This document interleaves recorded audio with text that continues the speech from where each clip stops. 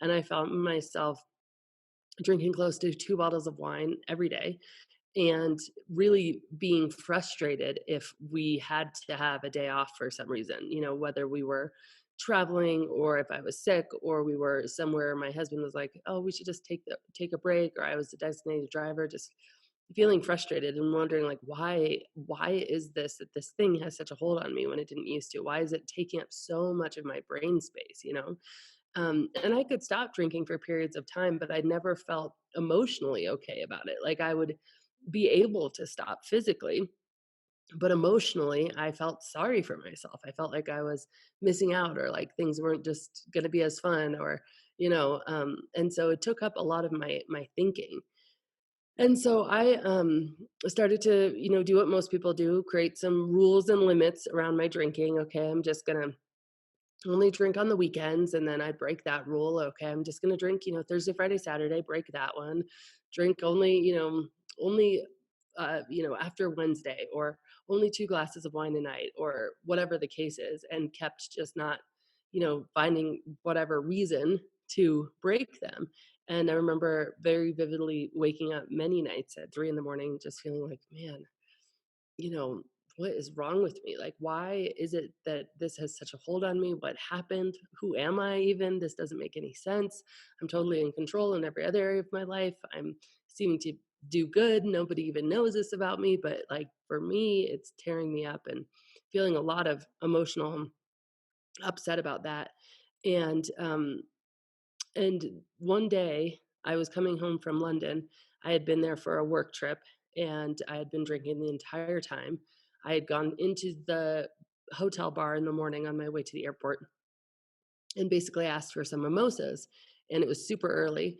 And the waitress said, "Well, we haven't opened the champagne yet because it's too early. The bottle will just go flat, but I can make you a screwdriver." And that was one of those little lines that like hadn't really crossed, like hard alcohol first thing in the morning.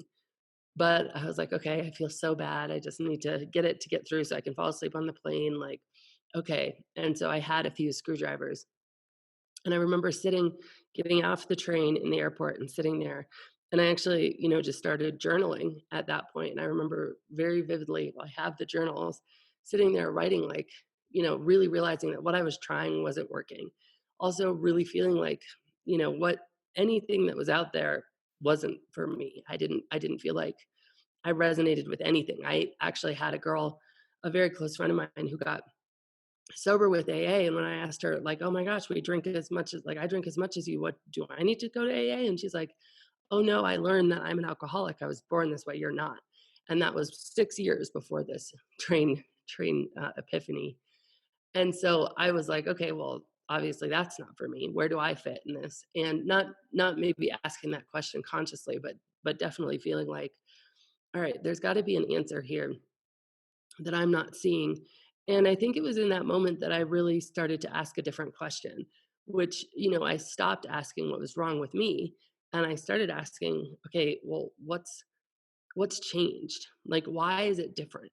And I started looking more at the substance of alcohol than at myself.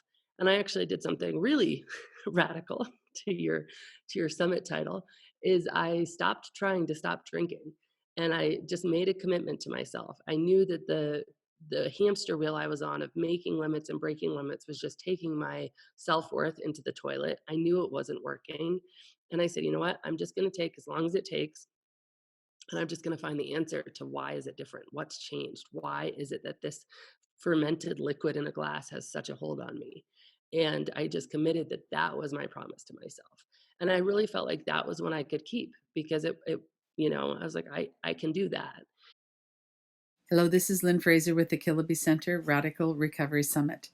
We are so excited to bring you the lineup for January 10th to 19th, 2020. Go to radicalrecoverysummit.com to see the new headliners for 2020 and to sign up. You can watch free January 10th to 19th or buy an all access pass.